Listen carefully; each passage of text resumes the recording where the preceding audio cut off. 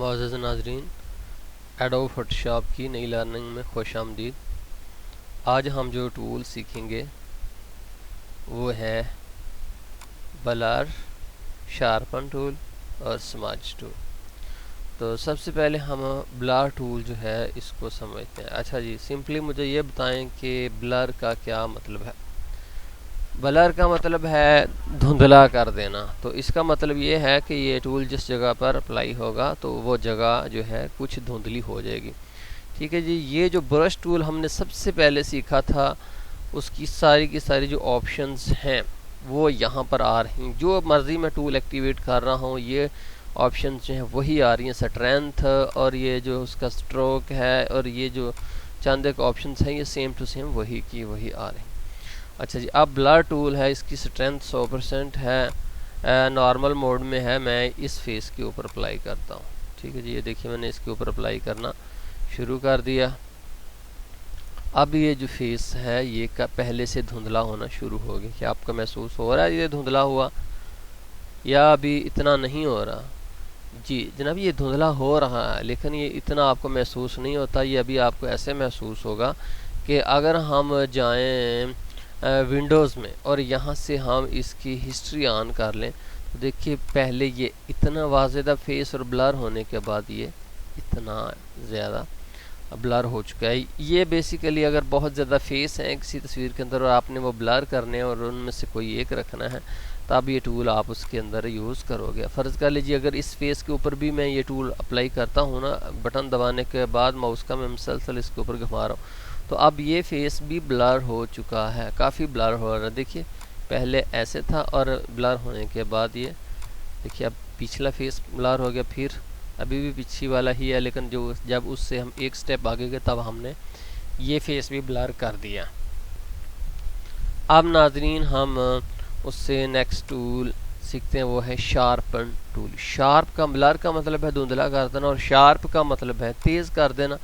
इसका मतलब ये है कि ये टूल जो पहले से मौजूद डिटेल्स हैं उनको तेज़ कर देगा। लेकिन इसका मतलब ये नहीं कि जो ब्लर से नुकसान हो चुका है, ब्लर टूल हमने एक्टिवेट किया था उससे जो कुछ हुआ उसको ये नेगेटिव करेगा, नहीं, ये अपने तरीके से काम करेगा। इसके फंक्शन को समझ के लिए हम इस पिक्चर पर आते हैं। यहाँ पर आप इन तस्वीरों पर गौर कीजिए। ये जो पेंसिलें हैं एक बॉक्स के अंदर, अगर हम यहाँ पर शार्पन टूल जो है वो अप्लाई करते हैं तो देखिए यहाँ पर पेंसिल की डिटेल्स जो हैं काफ़ी वाज़ेह हो गई हैं। ठीक है जी, पेंसिलें वाज़ेह हुई हैं, नहीं हुई अगर आपको महसूस होती तो आप यहाँ पर जाइए। देखिए पहले ऐसी थी धुंधली सी पेंसिल और फिर शार्पन टूल के बाद ये ऐसे वाज़ेह हो गई।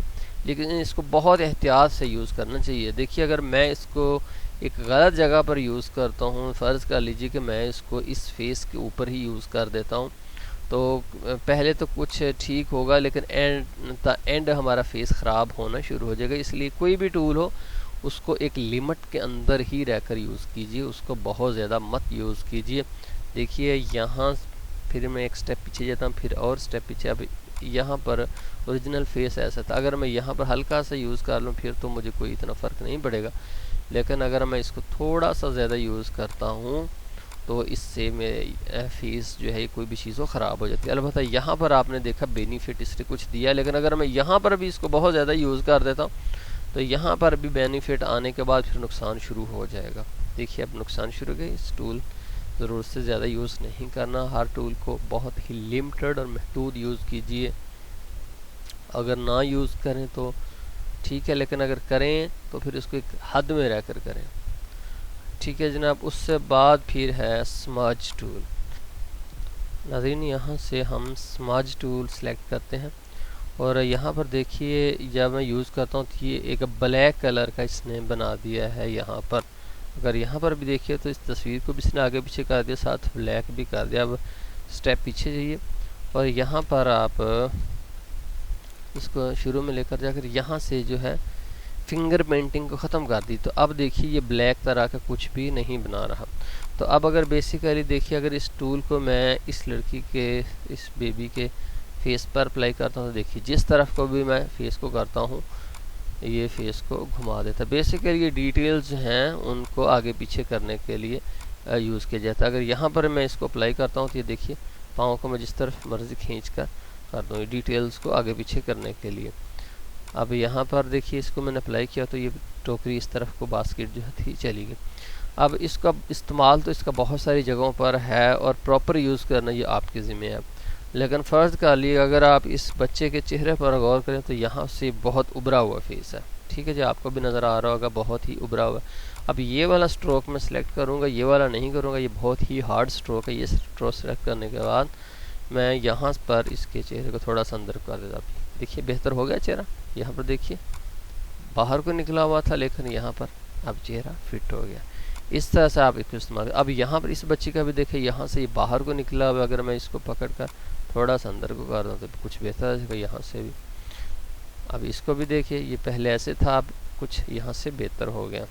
इन दोनों फेस को अगर आप एक साथ देखें तो ये पहले इस तरह से थे बाहर को, अभी ऐसे हो गए। इस तरह से डिटेल्स जो हैं पकड़ कर, बट इसका भी थोड़ा सा गलत इस्तेमाल कर दिया तो बात कहीं की कहीं निकल जाएगी। फ़र्ज़ का लिए मैं इसको अगर गलत यूज़ करता हूँ तो देखिए तस्वीर कैसे बिगड़ती है मिनटों सेकंडों के अंदर।